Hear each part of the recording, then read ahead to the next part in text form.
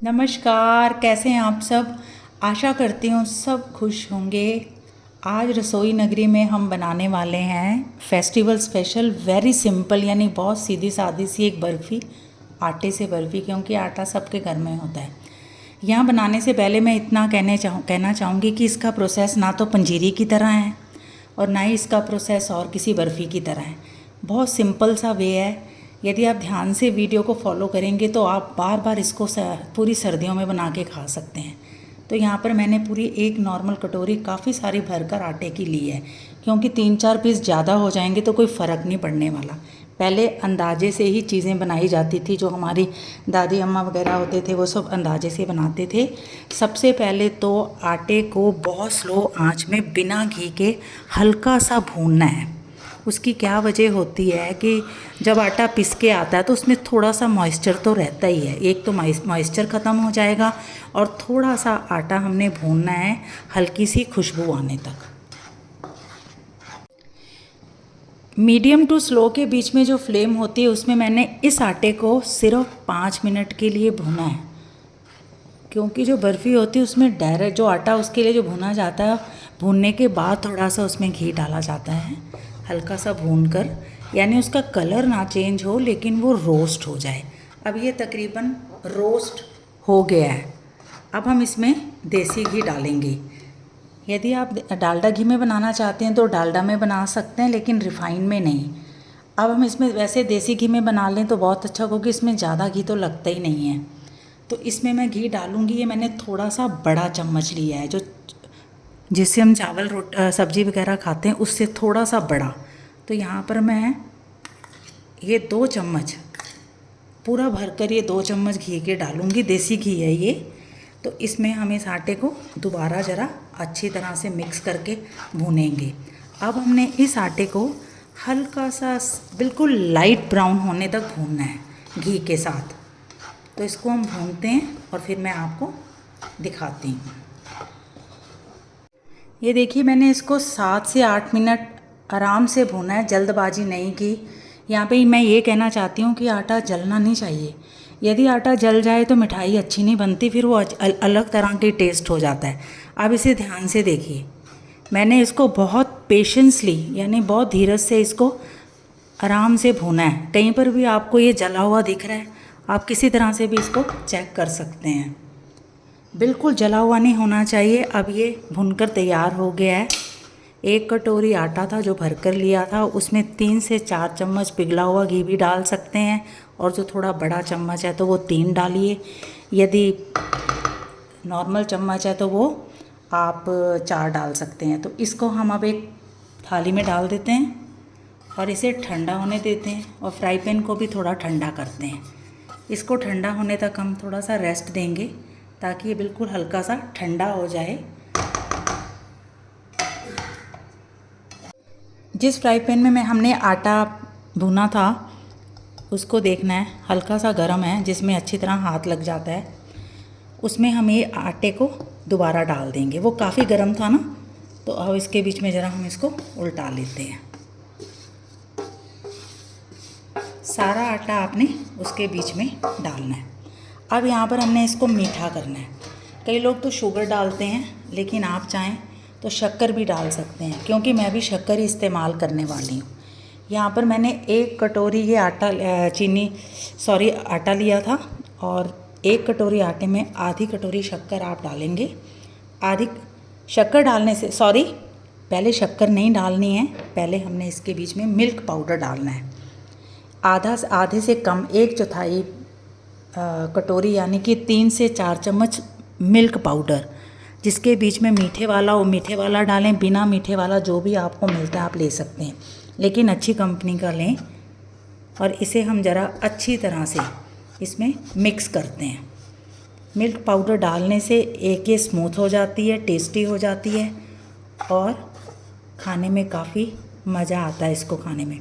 और इसके साथ ही हम इसमें डाल देंगे शक्कर, जो कि मैंने आधी कटोरी ली है। आप अपना जितना मीठा खाना चाहते हैं उसी हिसाब से ले सकते हैं, क्योंकि मिल्क पाउडर में भी हल्का सा मीठा है और आटे में भी हल्की सी मिठास होती है। तो चीनी आप अपने अकॉर्डिंग डाल सकते हैं, चम्मच का हिसाब भी ले सकते हैं। तो इसको हम हाथ के साथ भी इस तरह से मल सकते हैं। ये देखिए, आप यदि देखेंगे तो इसकी मुट्ठी अच्छी तरह से बंध रही है। अब इसके बीच में हम एक दो चीज़ें और डाल देते हैं। वैसे तो इसमें कुछ भी डालने की ज़रूरत नहीं होती, लेकिन फिर भी त्यौहार स्टार्ट हो रहे हैं, जैसे कि रक्षाबंधन है और क्या कहते हैं उसको भी, जन्माष्टमी आएगी, तो जल्दबाजी में कई बार हम इतने बिज़ी हो जाते हैं कि हमें बाज़ार से सोचते ही नहीं कि क्या करें। तो इस तरह की मिठाई आप घर में बना सकते हैं। तो इसमें मैं थोड़ी सी किशमिश डाल दूँगी, बीची में डाल दूँगी, और थोड़े से मगज़ डाल दूँगी कि जो मेरे पास थे। बादाम ख़त्म हुए थे तो मैंने उन्हें इस्तेमाल नहीं किया। अब देखिए, घी भी है, शक्कर भी मिक्स हो गई है, और इसे आप हाथ से भी मिक्स कर सकते हैं क्योंकि ये आटा है। फ़कत हाथ आपके बहुत साफ़ होने चाहिए, नेल्स कटे होने चाहिए, धुले होने चाहिए, ताकि आप इनको अपने हाथ जैसे प्रॉपर किचन में आप यूज़ करते हैं। अब आती है इसके बीच में एक और चीज़ हम मिक्स करेंगे जिससे ये काफ़ी स्वादिष्ट हो जाएगी, वो है खोया। ये सिर्फ 30 ग्राम खोया है जो कि अभी ताज़े मैंने मंगवाया है। हम इसको एकदम से नहीं डालेंगे, ऐसे ऐसे करके देख लेंगे इसको कि ये पूरा पड़ जाएगा। जी हाँ, ये सारा यूज़ हो जाएगा। तो हम 30 से 40 ग्राम खोया, यदि आप 100 रुपये का खोया लाते हो तो उससे आधा कर लीजिए, यानी कि एक नॉर्मल कटोरी यदि आपके पास खोए की है तो आधा खोया डालें। अब ज़रा हम इसको अच्छी तरह से मिक्स कर लेते हैं। मिल्क पाउडर, खोया और शक्कर मिक्स मैंने इसमें अच्छी तरह से मिक्स कर दी है। ये एक चूरमा टाइप बन गया है, लेकिन इसमें घी है। यदि इसकी बाइंडिंग करो तो इजीली इसके लड्डू से बन रहे हैं, लेकिन हमें लड्डू नहीं, बर्फ़ी चाहिए। तो हम क्या करेंगे, यहाँ पर मैंने दूध लिया जिसकी मैंने मलाई नहीं निकाली, हल्की फुल्की मलाई थी, मतलब भारी मलाई नहीं लेनी। तो वो हम थोड़ा सा इसमें ऐसे डाल देंगे और इसे ज़रा इस तरह से गीला कर ले, गूंद लेंगे हल्का सा, ये इस तरह से।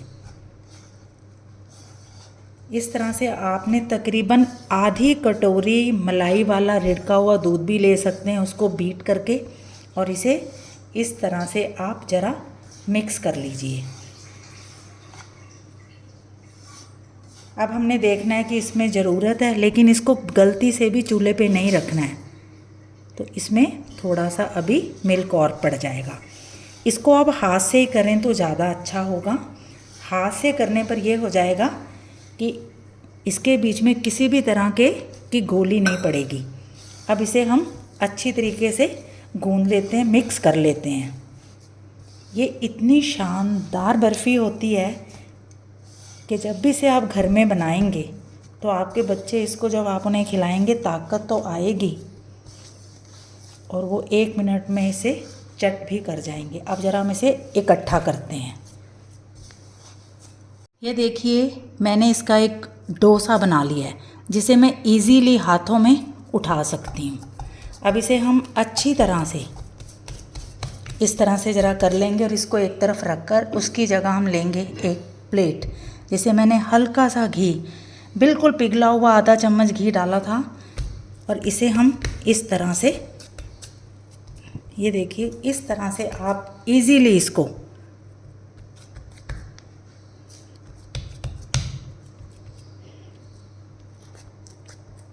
जितनी थिक आपको बर्फ़ी चाहिए हम उतना इसको अच्छी तरह हाथ से ही शेप दे देंगे। ये इतनी अच्छी बर्फ़ी बनेगी क्योंकि यदि आप बाज़ार से लेते हैं तो कोई गारंटी नहीं होती कि उसमें कौन सी चीज़ें डाली हुई हैं, देसी घी डाला हुआ है या डालडा घी डाला हुआ है या शक्कर डाली है कि चीनी डाली। लेकिन घर में आप अपने घर आँखों के सामने सब चीज़ें अपने बच्चों के लिए साफ़ सुथरी और प्योर बना सकते हैं। मुझे तो जितनी मोटी चाहिए थी मैंने उतनी मोटी ले ली, जिस तरह से हम बेसन की बर्फ़ी बनाते हैं। अब आती है इसके ऊपर आप ड्राई फ्रूट कैसे लगाएं। काजू हुए या किशमिश हुआ, उसके आप कतरे कर सकते हैं। इन्हें आप इस तरह से दबा सकते हैं।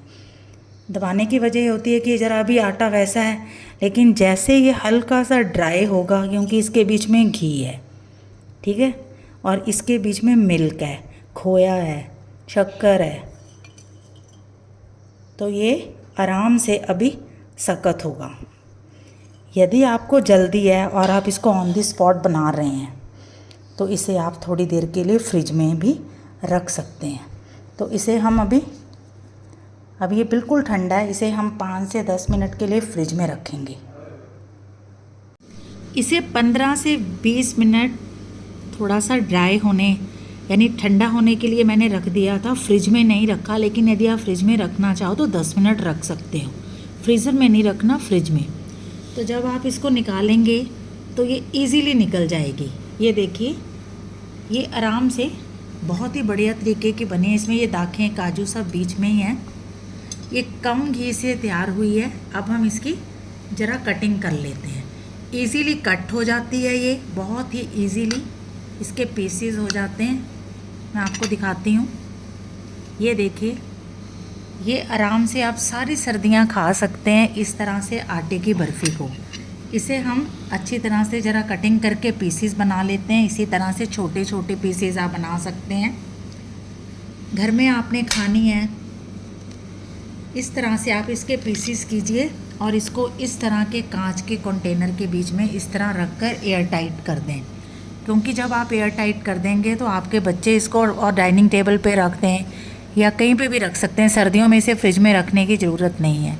तो लीजिए, आप सबके लिए कम घी में आटे से बनी हुई एक शानदार बर्फ़ी, जिसे आप अपनी पूरी फैमिली के साथ एंजॉय कर सकते हैं। Thanks for watching. फिर आती हूँ एक नई रेसिपी के साथ। तब तक इस बर्फ़ी को एंजॉय करें और अपने एक्सपीरियंस मेरे साथ ज़रूर शेयर करें।